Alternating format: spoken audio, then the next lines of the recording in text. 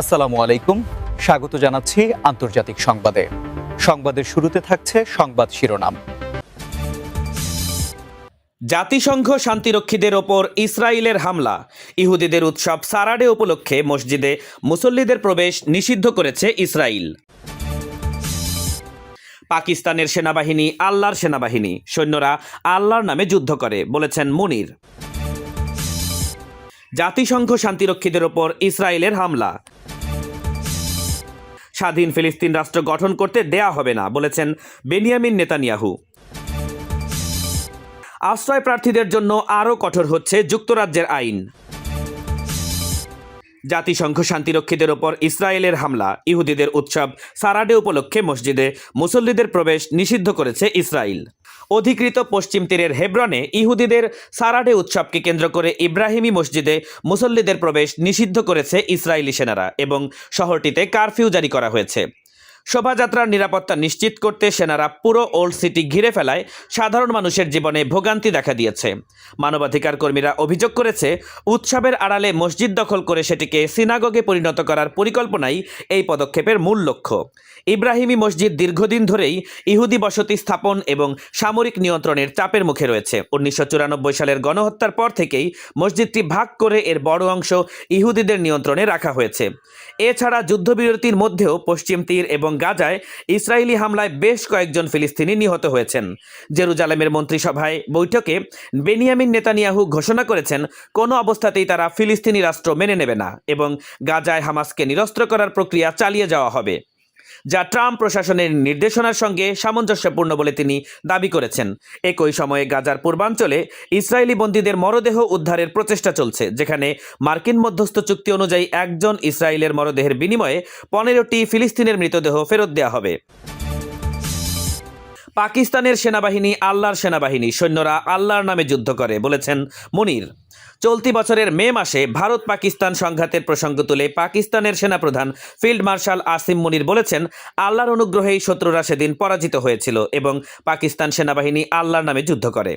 জর্ডানের বাদশাহ দ্বিতীয় আবদুল্লাহর সম্মানে আয়োজিত এক মধ্যাহ্নভোজে তিনি বলেন, ভারতের আগ্রাসনের সময় যেভাবে দৃঢ় প্রতিক্রিয়া জানানো হয়েছিল, ভবিষ্যতেও তেমন করেই জবাব দেওয়া হবে। তিনি কোরআনের একটি আয়াত উল্লেখ করে দাবি করেছেন, বিশ্বাসের শক্তিতেই পাকিস্তান মে মাসে ভারতের আক্রমণ মোকাবেলা করেছে।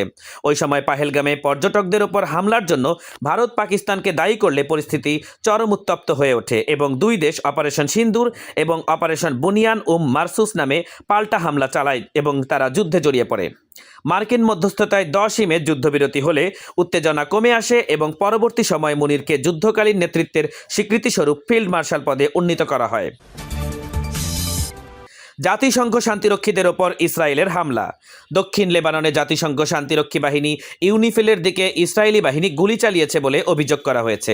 আল জাজিরার তথ্য অনুযায়ী লেবাননের ভেতরে ইসরায়েলের স্থাপিত একটি অবস্থান থেকে মার্কাভা ট্যাঙ্ক ব্যবহার করে শান্তিরক্ষীদের লক্ষ্য করে গুলি ছোড়া হয়েছে। ইউনিফিল জানিয়েছে, ভারী মেশিনগানের গুলি তাদের অবস্থান থেকে মাত্র 5 মিটার দূরে পড়লেও কোনো সদস্য এতে আহত বা নিহত হয়নি। এর আগে সেপ্টেম্বরেও ইউনিফিল অভিযোগ করেছিল, ইসরায়েলি ড্রোন তাদের অবস্থানের কাছে 4টি গ্রেনেড নিক্ষেপ করে, যার একটি শান্তিরক্ষী এবং তাদের গাড়ির মাত্র 20 মিটার দূরে বিস্ফোরিত হয়। সর্বশেষ ঘটনায় ইসরায়েল এখনও কোনো প্রতিক্রিয়া জানায়নি।